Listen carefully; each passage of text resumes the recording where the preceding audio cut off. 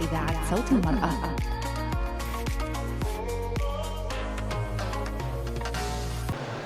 Chers auditeurs, auditrices de la radio Voix de Femmes, bienvenue avec nous dans le salon de livres CIFAX 2019, dans son 24e édition.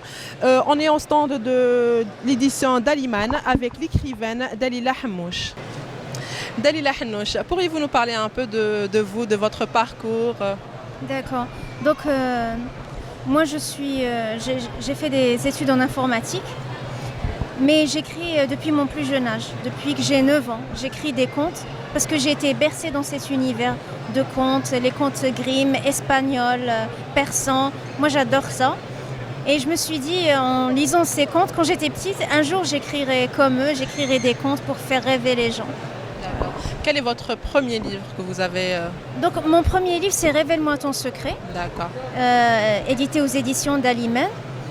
Donc c'est un recueil de contes justement et c'est fait aussi avec mes propres illustrations. D'accord. Une amie à moi qui s'appelle Ryan Haddar m'a aussi aidée pour certaines illustrations. D'accord. De quoi parle votre livre Révèle-moi ton secret? Alors il y a 5 histoires, Oui. 5 contes, mais ce sont des contes imaginaires. Ce ne sont pas des contes du terroir, c'est vraiment de mon imagination. Et ce ne sont pas des contes où la princesse attend son prince qui vient l'emmener sur son cheval blanc. Ça n'a rien à voir. C'est plutôt des princesses qui ont leur propre personnalité. Ce sont des femmes souvent qui ouvrent les yeux à l'homme dans l'histoire. Oui. Et il y en a certaines même qui les sauvent. Donc on n'est pas vraiment dans le stéréotype des contes où la femme attend l'homme qui va la sauver. Au contraire, elle prend les devants. Il y a par exemple un personnage qui s'appelle Lorena et qui met au défi certains hommes de la battre à une course de chevaux. Et il y a des hommes qui refusent cette course. Ils ne veulent pas se battre contre une femme. Et il y en a certains qui sont sous le charme de cette personnalité très forte et qui vont la défier. Donc ça, par exemple, c'est une... Et le reste des autres contes? Est-ce Donc, que ça parle de la même... En fait, ce sont des personnages, par exemple, je parle beaucoup dans la première histoire, je parle de la solitude, des faux jugements qu'on peut se faire sur les gens. Donc ce ne sont pas des contes qui sont destinés uniquement aux enfants, ce sont des contes universels.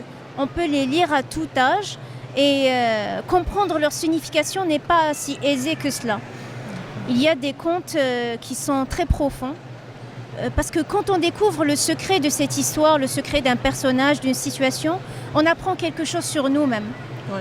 Donc c'est aussi bénéfique pour nous, en tant qu'être humain, en tant qu'adulte, en tant qu'enfant. Voilà. D'après votre premier conte dont vous m'avez parlé, Oui. vous avez essayé de casser un peu l'image stéréotypée des contes, des Oui. princesses qui attendent. Oui. C'est par rapport à quoi? C'est peut-être parce que je vis dans le monde moderne. C'est surtout pour ça. Nous, les femmes, on n'a pas la même vision peut-être des jeunes filles qui étaient au Moyen-Âge, etc. On n'attend pas forcément l'homme qui va nous sauver. Au contraire, on voudrait réussir par nos propres moyens. Voilà. Et vous êtes inspiré de quoi pour écrire ce conte-là? De l'être humain, des sentiments humains. De ce que je vis, de ce que les autres vivent. C'est pour ça que ce livre peut parler à n'importe qui. Parce que ce sont des choses que l'on vit. Par exemple, dans la dernière histoire, je parle des malentendus. Il y a une histoire qui s'appelle l'anneau royal. Donc il y a un homme qui est obnubilé par l'ambition.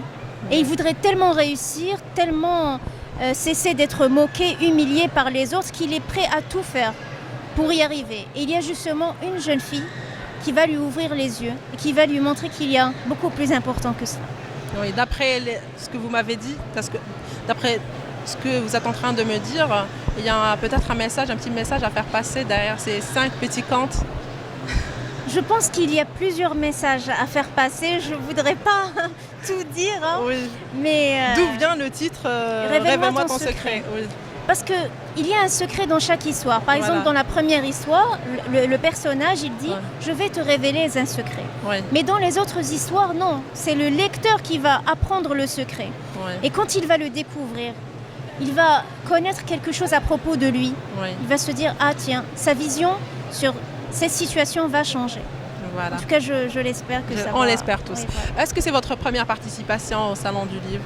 Alors, je suis venue l'année passée aussi Oui. là, mais je suis restée 2 jours. Ce fut très court. Oui. Et cette fois-ci, je reste 3 jours, donc il y a une amélioration. Amélioration par rapport à l'année Oui, passée, voilà. oui. Donc je suis là depuis vendredi et aujourd'hui, c'est le dernier jour. Comment se passe la vente par dédicace?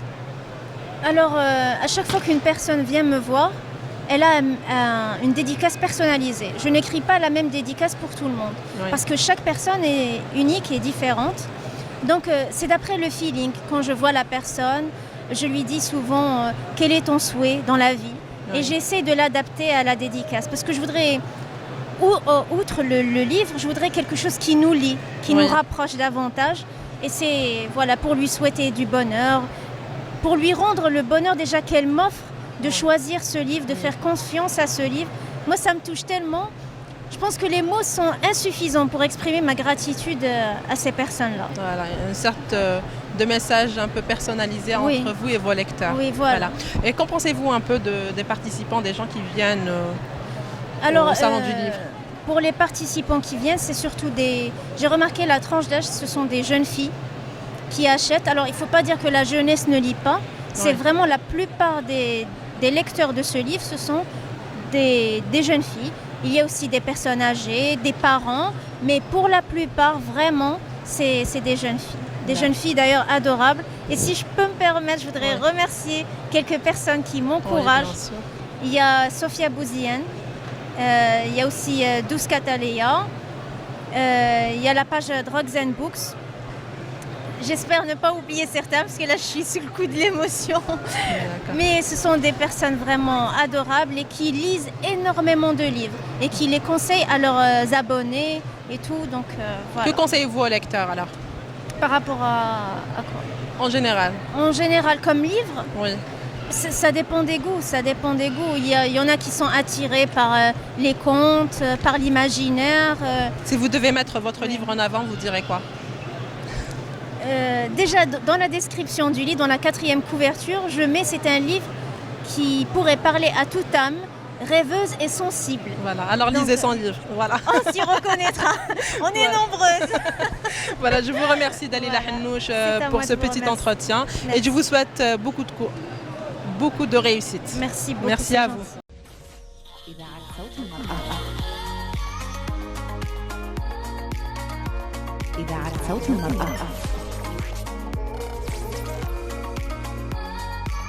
إذاعة صوت المرأة.